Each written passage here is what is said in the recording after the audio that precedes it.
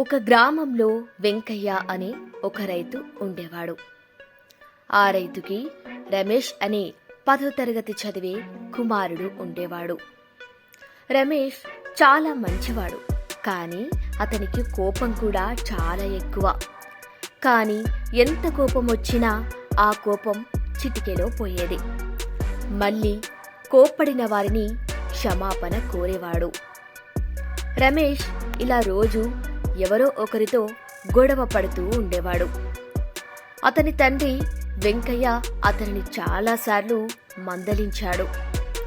కానీ రమేష్ ప్రవర్తనలో ఏమాత్రం మార్పు రాలేదు.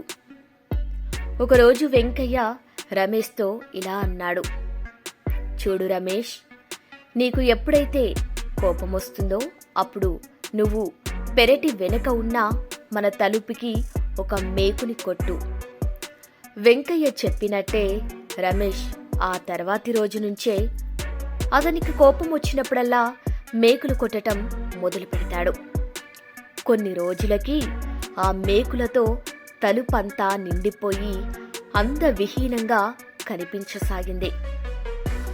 ఒకరోజు వెంకయ్య రమేష్కి ఆ తలుపు చూపించి, చూశావా నాన్న, నువ్వు కొట్టిన ఈ మేకులతో ఈ తలుపు చూడటానికి ఎంత అందవిహీనంగా తయారైందో కదా.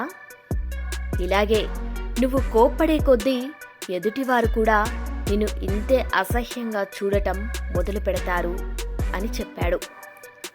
అప్పుడు రమేష్, నువ్వు చెప్పింది నాకు అర్థమైంది నాన్న, నన్ను నేను ఖచ్చితంగా మార్చుకుంటాను మరియు నా కోపాన్ని నిగ్రహించుకోవటానికి ప్రయత్నిస్తాను అని అన్నాడు.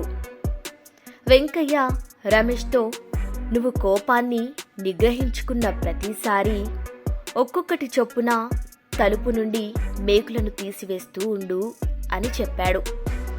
రమేష్ కోపాన్ని నిగ్రహించుకున్న ప్రతిసారి తలుపు నుండి ఒక మేకుని తీసివేయటం ప్రారంభించాడు. అతను మేకులను తొలగించిన ప్రతి చోట తలుపు పైన చిన్న చిన్న చిల్లులు పడటం రమేష్ గమనించాడు. క్రమేణా రమేష్ కోపం తగ్గి మేకులన్నింటినీ తీసివేసినా కూడా వాటి తాలూకు రంధ్రాలు మాత్రం తలుపు నిండా మిగిలిపోతాయి. అప్పుడు తలుపు చూడటానికి చాలా అందవిహీనంగా కనిపిస్తుంది. వెంకయ్య రమేష్ భుజం మీద తన చేతిని వేసి, చూడు నాన్న, ఎదుటి వాళ్లపై నువ్వు కోపం చూపించినప్పుడు వాళ్ళ మనసులో నువ్వు ఒక మేకుని కొట్టినట్టు. ఆ తర్వాత చెప్పే ప్రతి క్షమాపణ కొట్టిన మేకును తీసివేయటం లాంటిది.